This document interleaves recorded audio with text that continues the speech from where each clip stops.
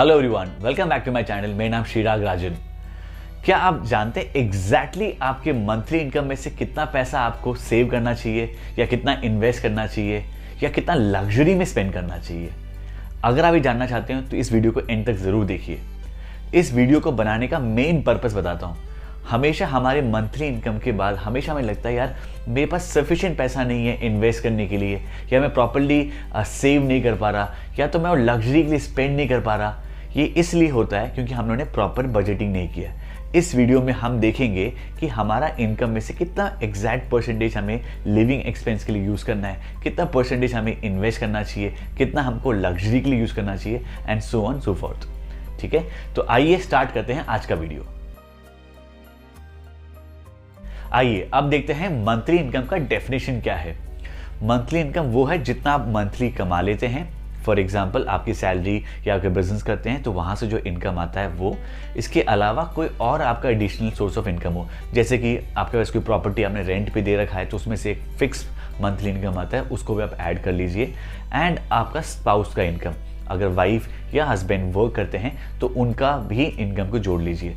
Generally ऐसा देखा जाता है कि हस्बैंड वाइफ अपना अपना इनकम अलग अलग रखते हैं। हस्बैंड बोलता है ये मेरा पैसा, वाइफ बोलते हैं मेरा पैसा।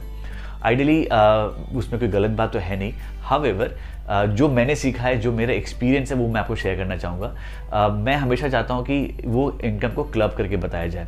उसका रीज़न बताता हूँ। अगर हम एक बजटिंग करने जाते हैं तो अगर हमें मालूम पड़े एग्जैक्टली हमारे पास कितना पैसा आता है, उसमें से कितना स्पेंड करना है, कितना लग्जरी में डालना है, ये हमारा पैसा है ना। हस्बैंड वाइफ को एक पुट टुगेदर ये सोचना चाहिए हमारा पैसा है। मैंने ये सीखा मेरे पेरेंट्स से। मेरे पापा मम्मी दोनों ने 30-35 ईयर्स वर्क किया हुआ है। मैंने कभी नहीं सुना कि मेरा पैसा है, ये आपका पैसा है, ऐसा मैंने कभी नहीं सुना। और मैंने भी वही सीखा। तो मेरी शादी के बाद मैंने अपनी वाइफ को भी यही बोला कि जो भी इनकम हम दोनों अर्न करते हैं वो हमारा पैसा है। अगर हम लोग खर्च कर रहे हैं तो भी हमारा पैसा है, हम सेव कर रहे हैं तब भी हमारा पैसा है। ठीक है, तो हम देखते हैं कि हम दो कैटेगरी लेने वाले हैं पैसे क्या, कि अगर हम लोग पुट टुगेदर, अगर मान लीजिए 50,000 रुपीज़ कमाते फॉर एग्जाम्पल, तो हमें कितना पैसा खर्च करना चाहिए और कैसा करना चाहिए बजट।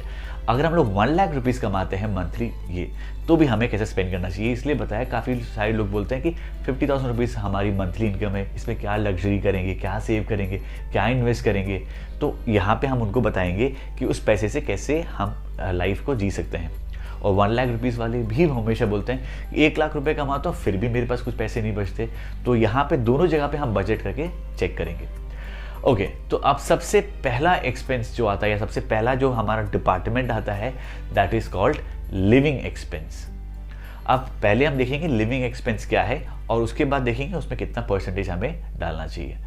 तो लिविंग एक्सपेंस वो चीज़ है जो आपके रोज़मर्रा के खर्चे होते हैं, जैसे कि आपका ग्रॉसरी हो गया मंथली, जैसे कि आपका फ्यूल एक्सपेंसेस हो गया, आपका मोबाइल का बिल हो गया, इलेक्ट्रिसिटी आ गया, आपने जो भी हर महीने फिक्स, आपका ईएमआई हो गया, बच्चों का स्कूल की फीस हो सकते हैं। तो जो भी आपका फिक्स हर महीने स्पेंड करने का जो इनकम होता है उसको हम कहेंगे लिविंग एक्सपेंस। और लिविंग एक्सपेंस के लिए आप अपने इनकम का, आपके मंथली इनकम का 50% यूज़ कर सकते हैं। तो इसका मतलब हुआ 1 लाख रुपए का हुआ 50,000 रुपीज़ आप हर महीने स्पेंड कर सकते हैं आपके लिविंग एक्सपेंस में। जिसका 50,000 का इनकम है वो हर महीने से मतलब स्पेंड कर सकते हैं अपना 50%, दैट इज़ 25,000 रुपीज़ अपने लिविंग एक्सपेंस में। तो ये हो गया हमारा लिविंग एक्सपेंस। अब सेकेंड जो मेरा बहुत फेवरेट है, दैट इज़ इन्वेस्टमेंट। अब इन्वेस्टमेंट क्या है पहले वो देख लेते हैं। इन्वेस्टमेंट वो होता है जो हमारे इन्फ्लेशन के ऊपर हमें कुछ अर्न करके देता है। तो हमारा जो रुपीस का वैल्यू है वो हर बार इन्फ्लेशन के कारण कम होता रहेगा। तो हमारा पैसा ग्रो होना चाहिए। तो ग्रो कैसे होगा? बैंक एफडीज को मैं इन्वेस्टमेंट नहीं कहता, बिकॉज वो बहुत स्लो रेट में ग्रो होता है। तो something which can give close to 10% 12%, वो आपका इन्वेस्टमेंट हो सकता है। और बहुत ही आसान इन्वेस्टमेंट देखा जाए आज हम सबके लिए तो वो है म्यूचुअल फंड्स। तो म्यूचुअल फंड में इन्वेस्ट करता हूँ, मैं को किसी ने स्पॉन्सर नहीं किया है, ये मैं जनरली बता रहा हूँ। म्यूचुअल फंड्स बहुत अच्छा होता है इन्वेस्ट करने के लिए, हाँ, बट इसमें आपको ज़रूर चेक करना चाहिए कौन से म्यूचुअल फंड्स अच्छा है। उसके लिए भी आपको वीडियो चाहिए तो कमेंट करके बताइएगा, मैं उसमें बता दूंगा। एंड दूसरा होता है स्टॉक मार्केट या शेयर मार्केट जो हम कहते हैं, यहाँ पे आपको समझना है। और ये मैं इंट्राडे की बात नहीं कर रहा, खरीद के बेचने की बिल्कुल नहीं बात कर रहा। अच्छी स्क्रिप्ट्स को, जैसे बड़ी बड़ी कंपनियां हैं, ब्लू चिप कंपनियां से, उस पर आप पैसे डाल दीजिए एंड भूल जाइए नेक्स्ट 5-7 ईयर्स के लिए या 10 ईयर्स के लिए। वो हुआ आपका इन्वेस्टमेंट।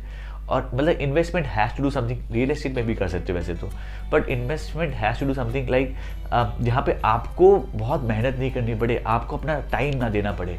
मतलब it has to be a passive income, जहाँ पे आपने का पैसे डाल दिए एंड वो पैसा ग्रो होता जा रहा है, बस। तो वो हुआ आपका इन्वेस्टमेंट। तो आपको कितना परसेंटेज हर महीने आपके इनकम से इन्वेस्ट करना है? That is 15%।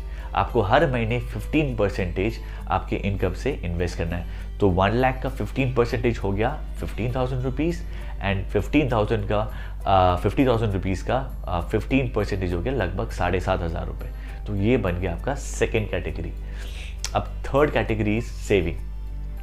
हम क्योंकि हम इंडियंस हैं तो हमें बचपन से सिखाया जाता है कि पैसे के लिए हमेशा सेव करो, कल के लिए काम आएगा, हमेशा सेव करो। तो ट्रेडिशनली हम सबको बताया गया कि आज हम जो पैसे कमा रहे हैं वो अच्छा है, इसको खर्च कीजिए, बट कल अगर कुछ काम आए तो उसके लिए भी हटा के रखिए। तो 10% आई वुड सजेस्ट कि आपको सेव करना चाहिए। वो वैसे 1 लाख रुपीज़ के लिए हो गया वो 10,000 रुपीज़, एंड 50,000 रुपीज़ के लिए वो हो गया 5,000 रुपीज़। इतना आपको हर महीने सेव करना है। सेव का मतलब भी ये नहीं है कि आप उसको FD बनाइए। सेव का मतलब भी ये हो सकता है कि आप उसको इन्वेस्ट कर सकते, लिक्विड म्यूचुअल फंड्स करके आता है, जहाँ पे आप इन्वेस्ट करके आप फटाफट वहाँ से रिकवर भी कर सकते जब भी आपको पैसा की रिक्वायरमेंट पड़े, और इसके लिए आपको कोई चार्जेस भी पे नहीं करने पड़ते। तो ये हो गया हमारा थर्ड कैटेगरी, जो था हमारा सेविंग्स। आइए देखते हैं हमारा fourth point, that is luxury. अब ये बहुत ही इंपॉर्टेंट है बिकॉज ये बैलेंस बनाए रखता है। तो ये बैलेंस होना बहुत ज़रूरी है सेविंग इन्वेस्टमेंट के साथ साथ आपको स्पेंड करने का। आई एम श्योर बहुत सारी फीमेल्स जो ये वीडियो देख रहे हैं, या वाइफ जो हस्बैंड के साथ बैठ के वीडियो देख रहे हैं, वो उनको ज़रूर बताएंगे देखो ये मेरा पॉइंट है शॉपिंग के बारे में। अब लग्जरी की बात करें, लग्जरी सबके लिए अलग अलग हो सकता है डिपेंडिंग आप कितना इनकम जनरेट करते हैं मंथली। मान लीजिए किसी के लिए हर महीने कपड़े लेना एक लग्जरी हो सकता है, और किसी के लिए हर महीने कपड़े लेना आम बात हो सकती है। किसी के लिए आईफोन लग्जरी हो सकता है, किसी के लिए वो आम बात हो सकती है।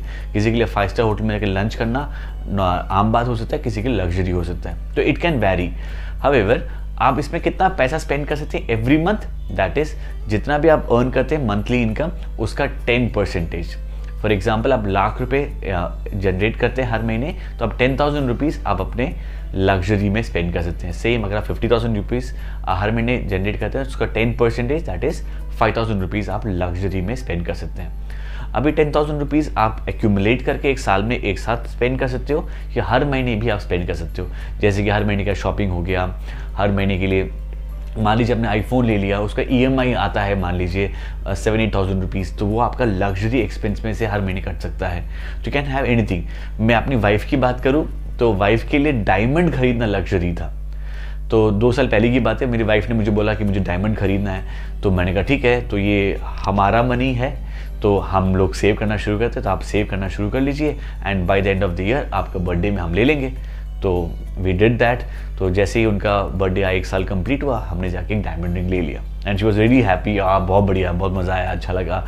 ये तो हमें ऐसे प्लानिंग तो करना ही चाहिए। मैंने कहा हाँ बहुत बढ़िया।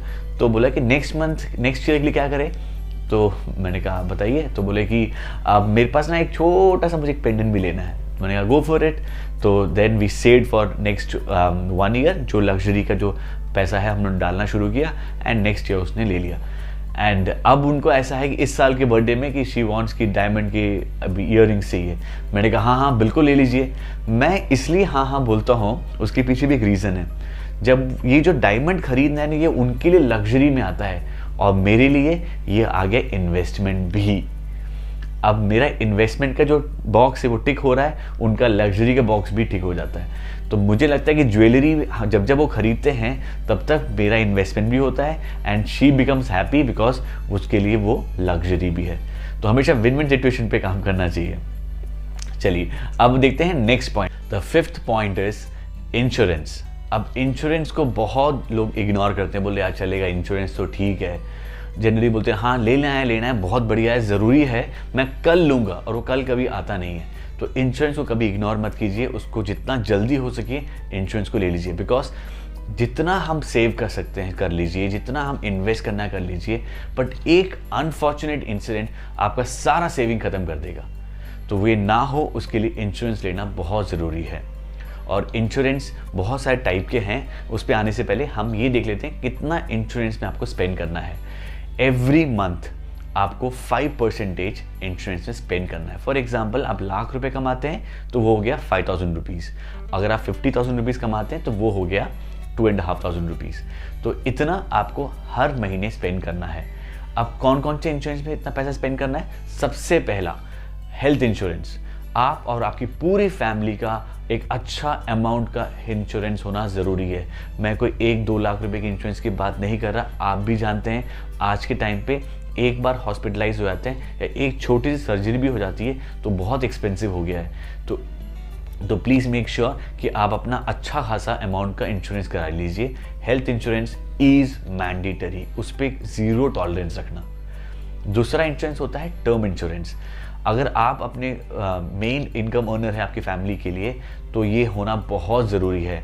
आप अपने लिए जितना भी आपका एनुअल इनकम है उसका एटलीस्ट 10 टाइम्स 10 गुना, अगर आप 10 लाख रुपए कमाते हैं तो मिनिमम 1 करोड़ रुपए का एक टर्म इंश्योरेंस निकाल लीजिए। और उसको जितना जल्दी निकालेंगे जितना जल्दी निकालेंगे उतना बेनिफिट होगा। बिकॉज जैसे जैसे एज बढ़ेगा उसका प्रीमियम बढ़ता रहेगा। तो जितने कम एज में आपने ले लिया देन वो प्रीमियम स्टैग्नेट हो जाता है, वो सेम प्रीमियम रहेगा थ्रू आउट द लाइफ। तो जितना जल्दी हो सके उसको ज़रूर ले लीजिएगा। तो term insurance and health insurance mandatory होना चाहिए अगर आप अपने घर के लिए मेन अर्नर है तो। इसके अलावा व्हीकल इंश्योरेंस होना बहुत ज़रूरी है। इसके अलावा अगर आपका पैसा 5% फिर भी नहीं होता तो आप लोगों को हाउस का इंश्योरेंस भी ले सकते हो। वो चोरी के लिए हो सकता है, फायर के लिए हो सकता है। तो इंश्योरेंस पे 5% आपको कुछ भी हो जाए इन्वेस्ट करना ही है, ये सोच के चलना आप। ओके, इसके बाद आता है जो अगला point, that is 6th point, वो है इमरजेंसी फंड।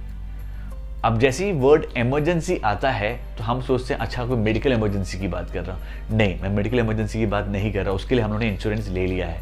हालांकि आप मेडिकल इमरजेंसी में भी ये फंड यूज़ कर सकते हैं, पर primarily emergency fund medical insurance के लिए या मेडिकल रीजन के लिए नहीं होता। अब फिर किस लिए होता है ये इमरजेंसी फंड? ये उस चीज़ के लिए होता है जिसका इंश्योरेंस आपके पास नहीं है या जिसका इंश्योरेंस आपने नहीं लिया या फिर नहीं होता। फॉर एग्जाम्पल पेंडेमिक आ गया। अब पेंडेमिक में क्या हो गया कि मान लीजिए ऑफिस वाले कह रहे हैं कि यार मैं आपको नेक्स्ट 1-1.5 महीने की सैलरी नहीं दे सकता, तो मेरा घर कैसे चलेगा?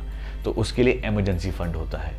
फॉर एग्जाम्पल मान लीजिए आपकी कंपनी बंद हो गई या तो फिर जॉब चला गया, तो आपका जो प्रोफाइल था वही प्रोफाइल का दूसरा जॉब ढूंढने में it may take 3 months 6 months का टाइम लग सकता है।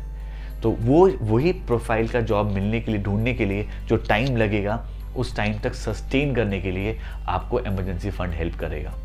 तो इसको कितना इन्वेस्ट करना है? अगर आप 1 लाख रुपीज़ कमाते हैं तो आपको 10% that is 10,000 rupees, and same अगर आप 50,000 रुपीज़ कमाते हैं तो उस हिसाब से 10% होता है 5,000 रुपीज़। आपको इमरजेंसी फंड बनाना ज़रूरी है। अब इमरजेंसी फंड का डेफिनेशन भी बताता हूँ। वो इनकम जो आपके पास आता है मंथली, उसमें से जो मैंडेटरी एक्सपेंस करना पड़ता है, फॉर एग्जांपल स्कूल का फीस, मान लीजिए जॉब चला गया फिर भी बच्चों का स्कूल का फीस भरना पड़ेगा, इलेक्ट्रिसिटी बिल भरना पड़ेगा, ग्रॉसरी का एक्सपेंस आएगा, ये मैंडेटरी एक्सपेंस है। लग्जरी को निकाल दीजिएगा, बिकॉज अगर किसी का जॉब चला गया तो ये नहीं सोचता चलो 5 स्टार होटल में जाकर मैं खाना खाऊं, राइट? तो लग्जरी को रिमूव करके जो मैंडेटरी एक्सपेंस के बाद जो अमाउंट बचता है मल्टीप्लाई बाई 6, एटलीस्ट 6 महीने का इमरजेंसी फंड आपके पास होना चाहिए। Ideally it has to be 12 months, but 6 महीने का तो मिनिमम होना चाहिए हमारे पास। तो start with 3 months, then go with 6 months, फिर आप साल भर का एक फंड लेके बना के चलिए जो आपको इमरजेंसी में, कोई भी इमरजेंसी आए तो ये फंड आप उसको निकाल सकते हैं। इमरजेंसी फंड को भी कैसे इन्वेस्ट करना है उसके बारे में भी हम लोग वीडियो बना सकते हैं। आइडियली उसको भी 3 पार्ट में हम लोग कर सकते हैं, बट आपको पहला चीज़ ये रखना पड़ेगा, इमरजेंसी फंड भी बनाना पड़ेगा। Now let's summarize. आज हमने देखा कि हम लोग अपने मंथली इनकम को 6 पैरामीटर्स में हम डिवाइड कर सकते हैं। सबसे पहला था living expense which was 50%, second था हमारा investment which was 15%, and third था हमारा सेविंग्स विच वाज 10%। उसके बाद हमारा सबका फेवरेट लग्जरी दैट इज 10%, 10% अगर हम लोग 1 लाख रुपए कमाते हैं, that is 10,000 rupees multiply by 12 months comes to 1,20,000 rupees. That means आप अपना वेकेशन प्लान कर सकते हैं, आप एक अच्छा सा आईफोन ले सकते हैं, आप ज्वेलरी खरीद सकते हैं। बहुत अच्छा इन्वेस्टमेंट है अगर आप ज्वेलरी खरीदते हैं तो। Coming to the 5th point, वो था हमारा insurance which is 5%। And lastly ये था हमारा इमरजेंसी फंड जो कि 10% है।